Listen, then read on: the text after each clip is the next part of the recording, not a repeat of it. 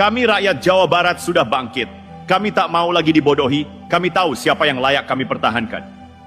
Jangan kira aksi walkout fraksi PDIP di DPRD Jabar itu cuma jadi omongan di Bandung atau Cirebon. Efek dominonya menjalar ke seluruh pelosok negeri. Di warung kopi Medan sampai pesantren di Madura, orang bertanya, kok bisa anggota dewan kabur pas rakyat butuh penjelasan? Ini bukan lagi soal Deddy Mulyadi versus PDIP. Ini sudah masuk ke level kepercayaan publik terhadap sistem. Kalau kritik disambut ngambek, kapan DPR benar-benar bisa jadi rumah rakyat? Apa masih pantas disebut wakil rakyat kalau lebih sibuk jaga gengsi daripada jaga dapur rakyat? Aksi walkout itu mempertegas krisis yang sudah lama dipendam. Politik kita terlalu sibuk membela partai, lupa membela rakyat. Sekarang, setiap aksi politik dicatat kamera, diviralkan, dianalisis. Dan jangan salah, rakyat kita sudah jenuh. Mereka hafal gaya politik setengah hati. Mereka ingat siapa yang hadir saat banjir datang, siapa yang turun tangan saat harga pangan naik, dan siapa yang justru muncul hanya saat pemilu dekat. Di TV ngomong bela wong cilik, giliran gubernurnya kerja bener, malah ditinggal. Ini bukan bela wong cilik, ini bela kepentingan elit, kata Pak Marjuki, pensiunan guru dari Subang. Jawa Barat bukan provinsi biasa, ini provinsi terbesar, dengan pemilih terbanyak. Apa yang terjadi di sini bukan hanya masalah daerah, ini proyeksi politik nasional. Ketika Deddy Mulyadi dipukul karena kerja nyatanya, itu sinyal sistem lama takut kalah oleh sistem yang lebih membumi. Kenapa takut pada pemimpin yang turun ke sawah? Kenapa panas melihat gubernur disambut hangat di pasar-pasar? Karena pemimpin seperti itu tidak bisa dikontrol oleh narasi partai. Dan itu menakutkan bagi mereka yang terbiasa mengatur segalanya dari balik meja. Pak Deddy mah datang ke kampung kami, bukan sekadar kirim karangan bunga pas lebaran. Bedanya jauh, celetuk Kang Ujang, petani di Garut sambil membersihkan cangkulnya. Mari bicara realitas politik 2029. Rakyat tidak lagi memilih berdasarkan bendera partai. Mereka memilih berdasarkan siapa yang pernah hadir saat mereka jatuh. Dan ingat baik-baik, walkout hari ini akan jadi walkout suara besok. Mereka yang ngambek hari ini akan ditinggal rakyat di TPS nanti. Jangan anggap remeh gerakan hati rakyat. Ketika kepercayaan dikhianati, rakyat akan menjawab tanpa gaduh, tanpa poster besar, tanpa orasi. Mereka akan jawab dengan selembar kertas suara. Dan jangan salah, kemenangan itu tidak butuh barisan partai kalau yang berdiri di depan adalah pemimpin yang diarak oleh cinta rakyat. Hari ini kita menyaksikan pertarungan nilai antara politisi yang berjuang untuk rakyat dan politisi yang berjuang untuk pencitraan. Dan satu hal pasti, kita tidak bisa lagi membiarkan politik yang busuk membusukkan harapan.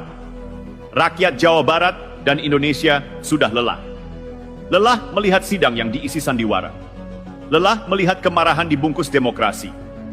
Mereka ingin pemimpin yang tegas, berani, hadir, dan jujur. Dan jika itu harus dimulai dari Jawa Barat, maka biarlah suara dari tanah Parahyangan ini menggema ke seluruh Nusantara.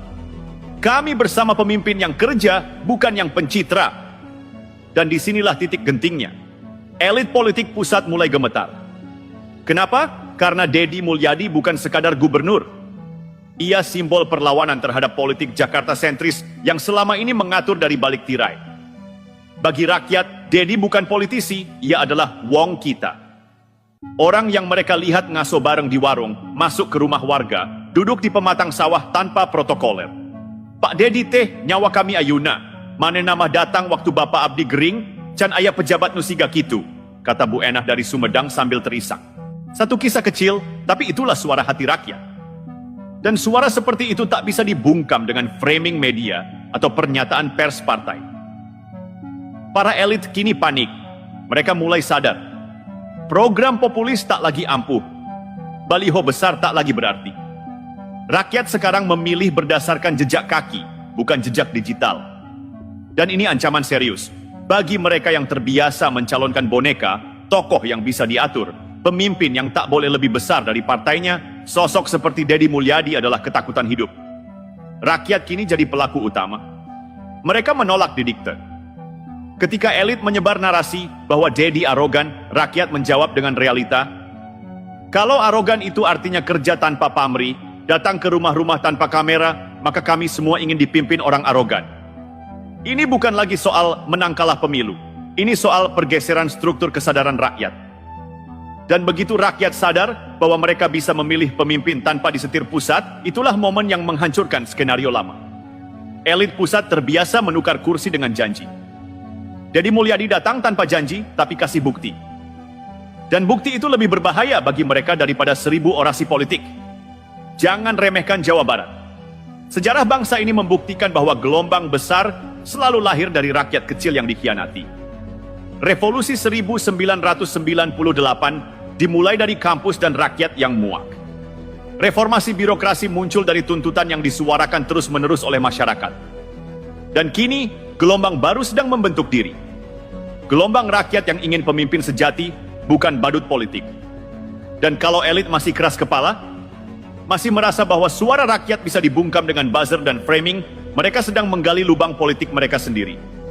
Rakyat Jawa Barat, hari ini suara kalian sedang diuji. Bukan sekadar diuji dalam rapat paripurna, tapi diuji.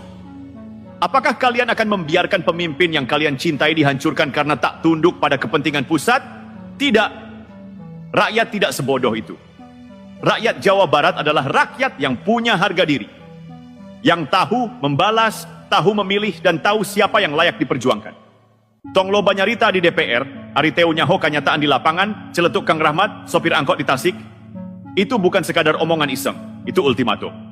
Dan ingat baik-baik, 2029 adalah hari pembalasan yang sah dan konstitusional. Hari di mana rakyat akan bicara dengan suara, bukan air mata. Dengan pilihan, bukan paksaan. Inilah yang bikin elit di atas makin panas dingin. Rakyat Jawa Barat mulai bergerak sendiri. Tanpa disuruh, tanpa dikomando, tanpa bayaran. Warung kopi berubah jadi posko diskusi. Grup WhatsApp warga desa mulai isinya bukan lagi jualan, tapi kapan Deddy datang ke daerah kita? Anak-anak muda bikin konten tentang program pertanian Deddy tanpa satu pun diminta tim media. Dan jangan salah, mereka bukan hanya pendukung fanatik. Mereka adalah korban sistem lama yang bosan dibohongi. Mereka petani yang sudah lama ditinggalkan tapi sekarang punya alasan bangga jadi orang desa. Mereka tukang ojek, buruh pabrik, pedagang kaki lima yang tak butuh janji 1000 karena mereka sudah merasakan satu tindakan nyata. Gerakan ini spontan, jujur, organik, jangan harap bisa dihentikan dengan pencitraan murahan. Rakyat sudah muak dengan narasi kemunafikan yang ditulis di baliho. Mereka sekarang berpegang pada satu hal. Hiji nu datang ke bumi, nu batur ma ukur datang ke mimbar. Yang satu datang ke rumah kami, yang lain cuma datang ke mimbar politik. Walk out. Fraksi PDIP di DPRD Jawa Barat itu bukan sekadar aksi politik. Itu titik balik sejarah. Rakyat sadar bahwa banyak politisi ternyata lebih sibuk membela ego partai daripada membela nasib rakyat. Dan ketika rakyat disuguhi drama murahan itu, mereka tak tinggal diam. Mereka merapat ke sosok yang konsisten bekerja, yang tidak terseret euforia kekuasaan, dan yang tetap berpijak di tanah, Deddy Mulyadi.